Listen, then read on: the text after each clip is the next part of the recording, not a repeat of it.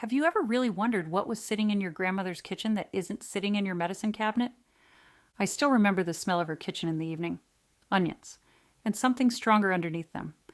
A braid of papery bulbs hanging by the window, dry and golden, waiting their turn. The string of them would sway a little whenever the door opened. She would press one into my hand sometimes, before bed, and tell me to eat it. I didn't want to. It was too strong for a child, too sharp on the tongue. I was too young to ask her why she insisted, and too young to understand that she was repeating something her own grandmother had once told her, on a different evening, in a different kitchen, long before I was ever born.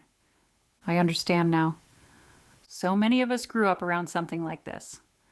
A plant our family kept close, almost without thinking about it. We called it a kitchen thing. A flavor. Something you add to a pot, not something you use on purpose, the way you would use a tool. But the old ones did not see it that way at all. They saw it as something you turned to, with real intention, when your body needed help and not just when a recipe called for it. That difference matters more than we realize. It is the difference between a seasoning and a practice. One you barely notice.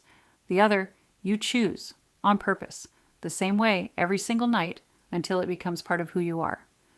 Today, our lives have pulled us further from the land than any generation before us. We eat food that comes wrapped and boxed and lasts on a shelf for months.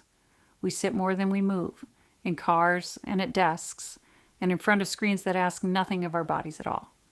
We carry a kind of stress in our shoulders and our chests that our grandparents carried differently, if they carried it at all in the same way. And slowly, quietly, our bodies start to feel the weight of all of it. Tired in the morning before the day has even started. Slow to heal from small things that used to heal in days. Restless at night, turning over again and again when rest is exactly what the body is asking for and somehow cannot find. This does not happen all at once. It happens the way water wears down stone, slowly, without announcing itself. A little, every single day, until one morning you notice it in your knees on the stairs, or your breath on a short walk, or the heaviness behind your eyes that coffee no longer seems to touch. I think most of us know this feeling already, even if we have never said it out loud to anyone. The quiet sense that something in the body has shifted, without a clear reason and without a clear name for it.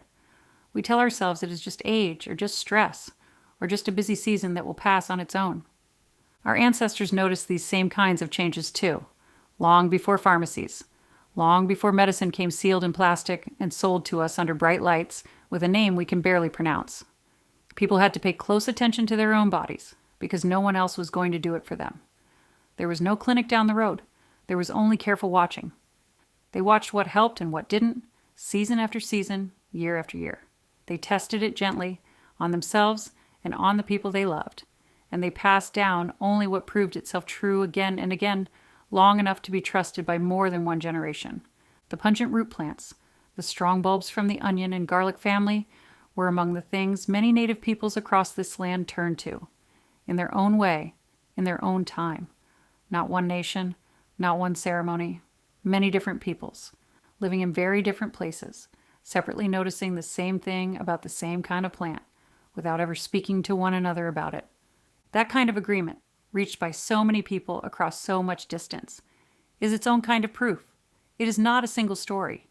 It is many small stories that all arrive at the same place, on their own, without anyone telling them to. So what exactly did they notice?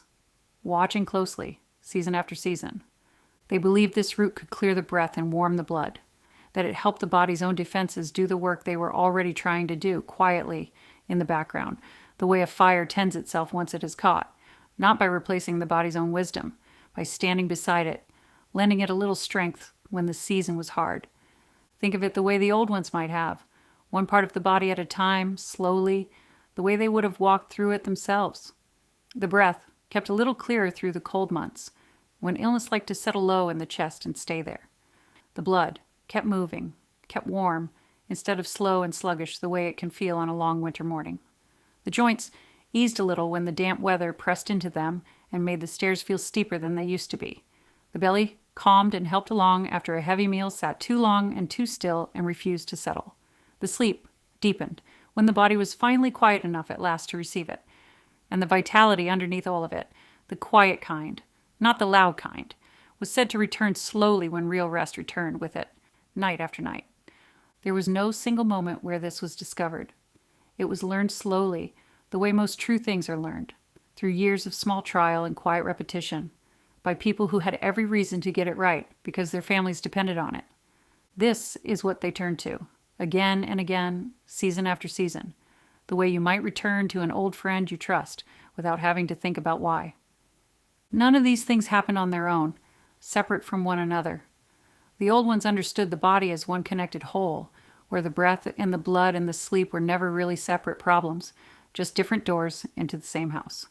Not raw and rushed in the middle of a busy day, swallowed quickly between one task and the next. Crushed, or steeped slowly into a warm drink, taken in the stillness of the evening, close to rest, when the whole house had gone quiet and the work of the day was finally behind them. The old ones understood something we have mostly forgotten in our hurry. The body receives differently when it is still. Timing was never an afterthought, something to be rushed past. It was the whole point of the practice, the part that made it work the way it was meant to. But I want to be careful here, because respect matters more to me than excitement ever will. The old ones never said more is better. They said balance, plainly and often, the way you'd remind a child of something important. A small amount, taken with intention, paired with a little food to ease the stomach. That was the practice as it was given to me, passed down without exaggeration.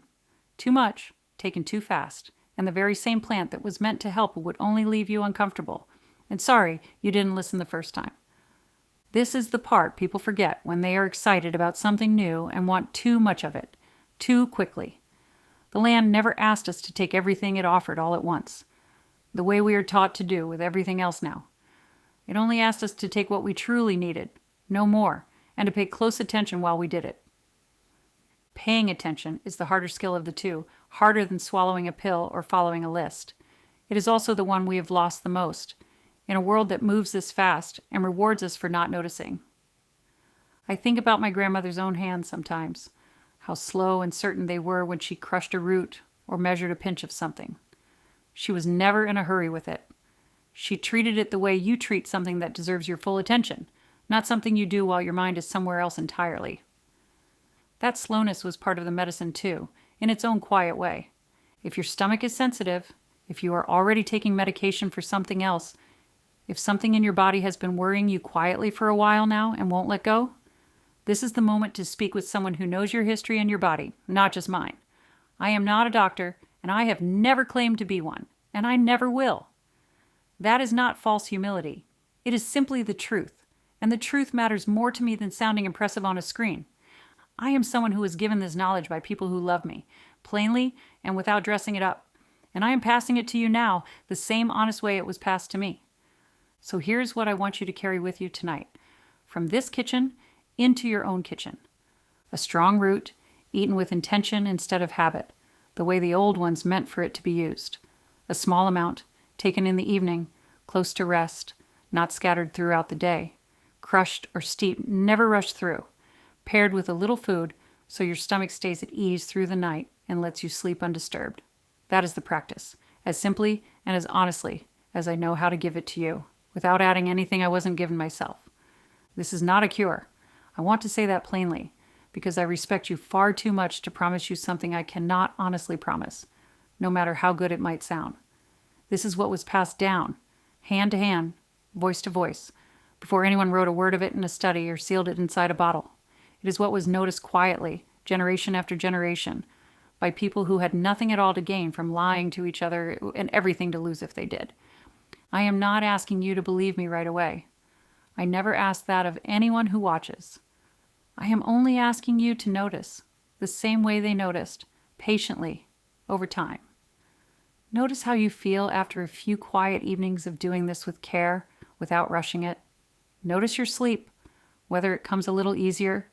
Notice your mornings, and whether that heaviness behind your eyes feels any lighter than it did before.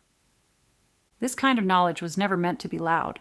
It was meant to be lived with quietly, over a lifetime, the way you live with a person you trust. There is no rush in it, and there never was. Not in my grandmother's kitchen, and not in mine. That is all I am offering you tonight. Not a promise, but a practice. The same one that was offered to me. Next time, I want to show you what the old ones did when the cold weather came early and the ache settled into the joints before the first real frost of the season had even arrived. Stay close so you don't miss it. What the land gave freely, we are only now, slowly, learning to receive again.